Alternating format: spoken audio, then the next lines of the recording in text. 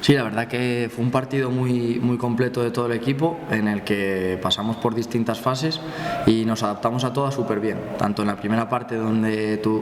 pudimos dominarles más desde el balón y esas transiciones verticales que nos gusta, y en la segunda parte pues desde el bloque bajo defensivo, que nos sentimos cómodos defendiendo también,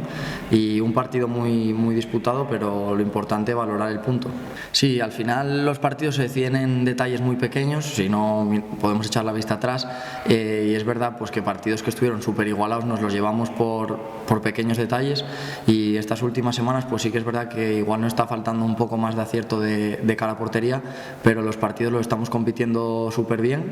y nada, estamos súper contentos y súper ilusionados y confiantes de que las victorias llegarán. Sí, bueno, es verdad que al final son un equipo muy joven y que están en una dinámica pues negativa ahora mismo, que les está costando, pero es que tiene una plantilla súper joven y también había muchos chicos que se tienen que ir adaptando a la categoría y que lo están haciendo pues a la perfección, y eso se ve en los partidos y en el rendimiento que están dando, pero bueno, nosotros vamos allí mentalizados y concienciados de que hay que sacar los 3 puntos, aunque juguemos fuera de casa y en césped natural, que no estamos acostumbrados, pero venimos haciendo muy buenos partidos estas últimas jornadas fuera de casa, y nosotros confiamos en empezar a sumar de 3 allí desde este fin de semana. Sí, pues al final estuve mucho tiempo allí y guardo muchísimos amigos dentro del campo y fuera de él, mismamente el utillero Migui, el cuerpo técnico, que coincidí con todos,